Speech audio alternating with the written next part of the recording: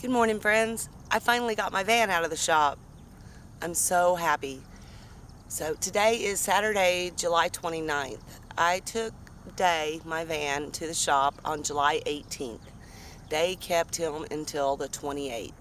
So when I finally did pick it up, this is what he said. Well, okay, let me go back a little bit. So he called me after he'd had it about a week, and he said, we've run the codes, we've done the diagnostic, and everything shows it's the passcode reader in the ignition. I told him, well, I just had that replaced in Mississippi. Then it ran fine for 4,000 miles, and then it started acting up again. And he said, well, that is odd. Those just don't go out that often. So he asked me some more questions, like, was it a new reader? Was it a GM reader? And I said, well, I don't know. I was at the mercy of these guys in Mississippi. But the paperwork's in the van in the glove box if you want to check it out. So he did, and he called Mike's up in Mississippi, I guess, and he felt confident that yes, they did replace it, and it was a new GM part. I've got all the paperwork on it. So he said it just can't be the same thing over and over.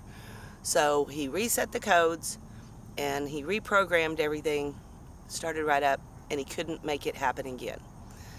So he said, at this point, just drive it and we'll see what happens. So I told him, I can tell you what's going to happen. I'm going to be on the side of a mountain somewhere, and the van's not going to start. That's what's going to happen. So is there any way you could just tell me how to clear the codes and how to reprogram it so this doesn't, so I don't have to get towed and go through hundreds of dollars worth of somebody else doing it for me? So he said, sure, no problem. He printed up some paperwork for me, instructions on how to do it. He recommended that I go by O'Reilly's and just get one of those cheap little code readers. He said all I need is something to be able to clear the codes, basically. And it was real simple to do. And then, he gave me the instructions on what to do, how to reprogram it. He did suggest I go by and get another key made for my van. He said it could be as simple as that. That key is just not, working real well with that code reader.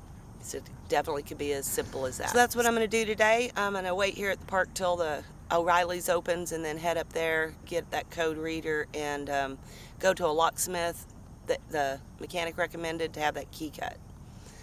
So yeah, here in North Texas, couldn't be a better time to have the van actually in the shop if it's got to be in the shop for 10 days. It's just been too hot.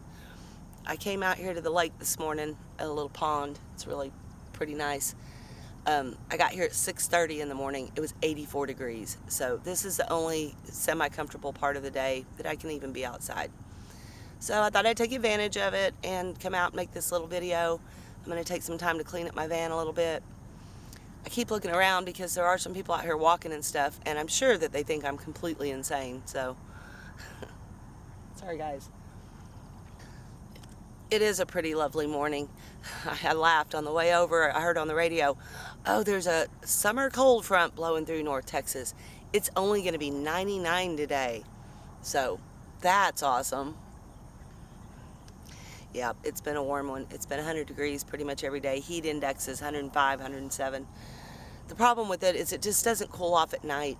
At 10 o'clock at night, it's still 93 degrees outside. So it just is really, it's not even any fun to try to go camping in the van around here.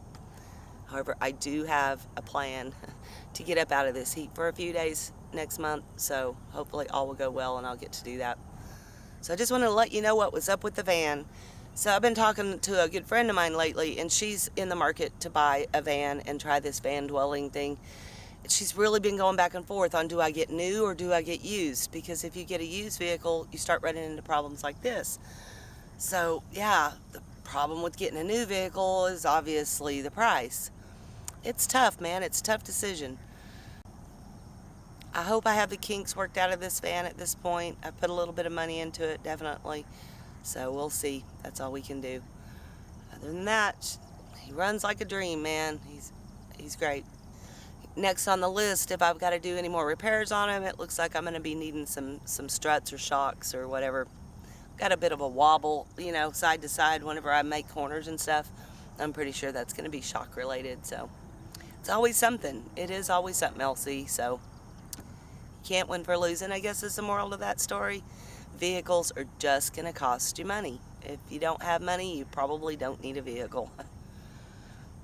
Well, I don't have any left, but hopefully today is good to go. So I'm going to share a little bit of this beautiful morning with you, and then I want to show you a couple of new magnets that I have in my van.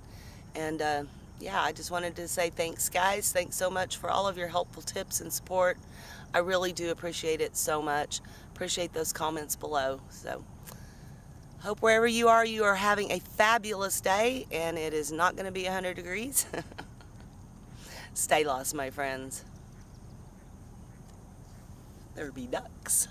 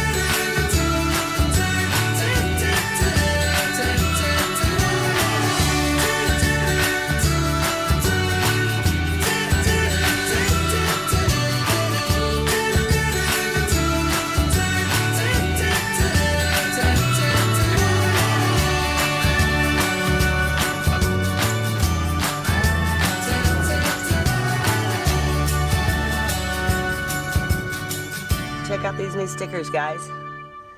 The Blacktop Boondockers, Keith 1212, Shoes Geocaching,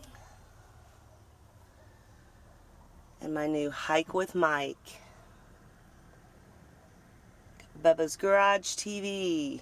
Yeah, I got some great stickers there, guys. Sure do.